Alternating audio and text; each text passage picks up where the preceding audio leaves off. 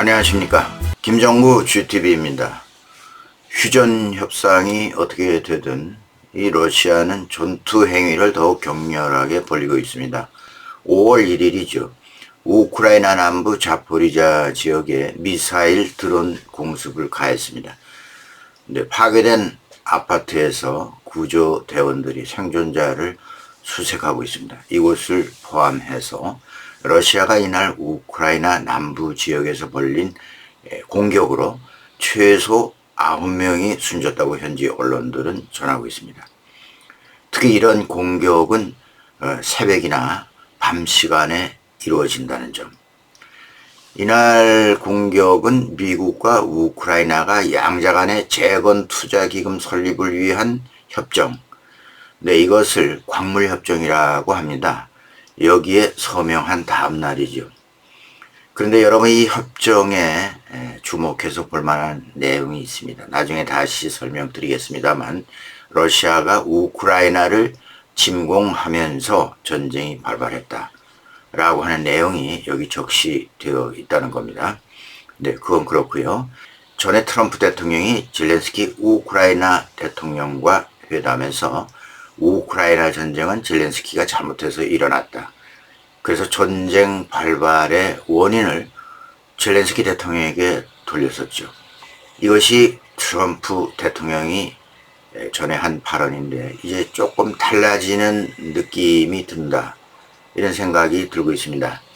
네, 러시아 공습과 관련해서 무엇보다 러시아의 미사일 드론 공격은 군사 지역과 군사 시설, 이것이 목표라고 할 수 있죠. 그런데 우크라이나에 대한 공격은 민간 시설과 에너지 시설, 이런 인프라 시설을 겨냥해서 전방위적으로 계속되고 있다는 점에서 정말 안타까움을 금할 길이 없습니다. 러시아의 이런 전쟁 행위는 이 민간인 희생을 겨냥한 반인도주의적인 행위가 아닐 수 없죠. 네, 앞서 말씀드린 대로 미국과 우크라이나의 광물협정에서 지난 4월입니다. 현지 시간 30일에 서명을 했는데요. 광물협정에는 망간, 흑연, 티타늄 등 우크라이나 내에 매장되어 있는 광물들, 히토리는 물론이고 원유, 천연가스까지 들어갑니다. 이런 광물 자원 등을 미국과 공동 개발하기로 하고 그 이익금의 일부를 우크라이나 재건기금으로 조성한다는 그런 내용입니다. 협정문은 공개되지 않았습니다. 미국의 재무부가 내놓은 관련 보도 자료에 의해서 그저 앞서 얘기한 그런 몇 가지 내용을 우리가 짐작할 수 있는데, 특히 여기서 주목될 만한 것이 앞서 말씀드린 우크라이나 전쟁이 러시아의 전면 침공으로 발발했다. 그러면서 러시아의 책임을 묻는 내용도 이 협정서에 담겨져 있다고 합니다. 젤렌스키가 잘못해서 전쟁이 일어났다고 했던 트럼프 대통령의 생각이 조금 바뀌었다는 얘기입니다. 우크라이나가 보유한 히토류 가치가 26조 달러, 약 3경 7,180조 원에 달한다고 뉴욕 타임스가 전했습니다. 그런데 매장지가 어디냐 하면 주로 대부분 그 우크라이나와 러시아의 격전이 벌어지고 있는 우크라이나 동부 쪽에 매장되어 있다는 겁니다. 일부에서는 미국이 우크라이나를 경제 식민지화 하려고 하고 있다 하는 비판도 일어나고 있죠. 어쨌든 간에 특히 트럼프 미국 대통령은 이날 내각회의에서 미국이 우크라이나 광물 채굴 현장에 있으면 여기서는 러시아가 들어오지 못하도록 할 수 있다, 이러한 내용을 밝혔습니다. 같은 날 보수 성향 케이블 뉴스네이션이 개최한 타운홀 행사에서는 광물 협정이 블라디미르 푸틴 러시아 대통령을 억제할 수 있겠느냐, 이런 기자 질문에 트럼프 대통령은 아마 그럴 것이다 라고 답했다고 합니다. 이 부분이 우크라이나로서는 상당히 의미 있는 부분이라 볼 수가 있겠죠. 젤렌스키 대통령이 우려한 협정 내용에 우크라이나 안보가 빠져 있었다, 전번에 이런 이유로 거부를 해왔었죠. 그런데 이번 협정 내용에 비추어 봐서 우크라이나는 미국과 군사 지원을 연계할 수 있는 점을 시사했다고 분석하고 있습니다. 네, 다음은 러시아군의 오토바이 부대 이야기입니다. 우크라이나 전장에서 러시아군이 앞으로 오토바이 부대를 이용한 대규모 공세에 나설 것이다 라는 분석이 나오고 있습니다. 러시아는 군사 장비로서 오토바이를 동원하겠다고 하는 것이죠. 지난 현지 시간 28일인데요. 미국 CNN 등이 보도했습니다. 러시아군이 우크라이나의 드론 공격을 피하기 위해서 오토바이와 사륜 바이크를 이용해서 소규모 부대 단위의 공격에 투입을 늘릴 계획이다 라고 하는 보도를 했습니다. 실제 오토바이 공격 사례도 있었죠. 지난 4월 26일이죠.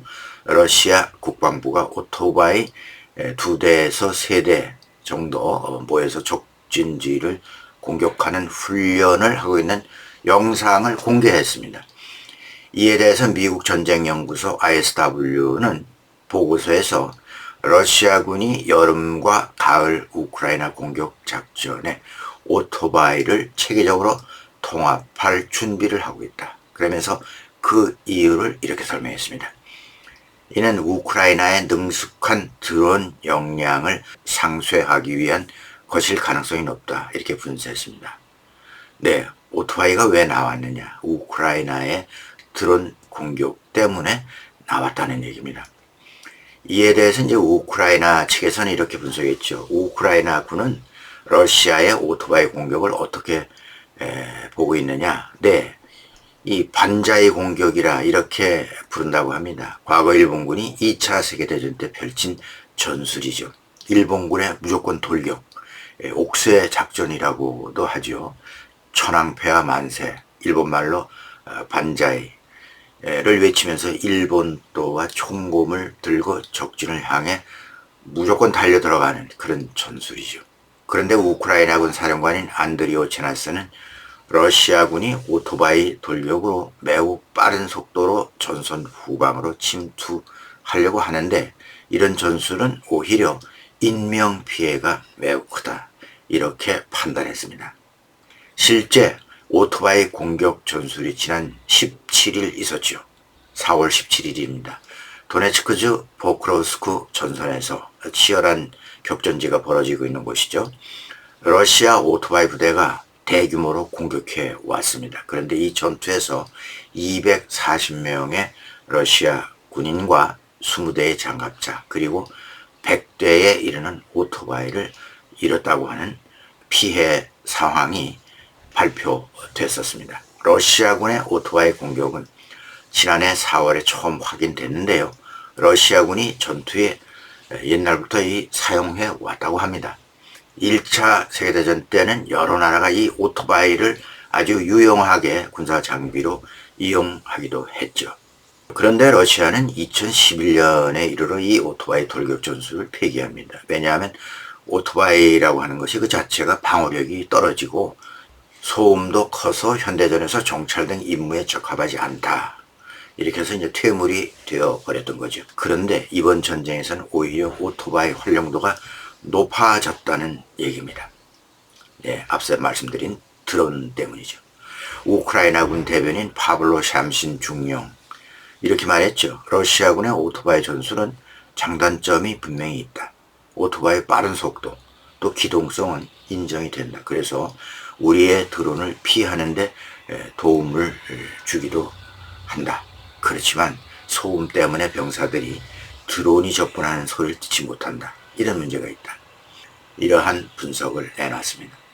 오토바이가 전선에 나타날 수밖에 없는 이유 중 또 하나는 러시아군이 장갑차 등 전술 기동에 필요한 장비를 엄청나게 우크라이나 전선에서 잃어버렸다고 하는 것이죠. 그런 탓에 이 부족해진 전술 기동 전력을 보완하기 위한 궁여지책이 아닌가 이렇게 생각해 볼 수도 있습니다.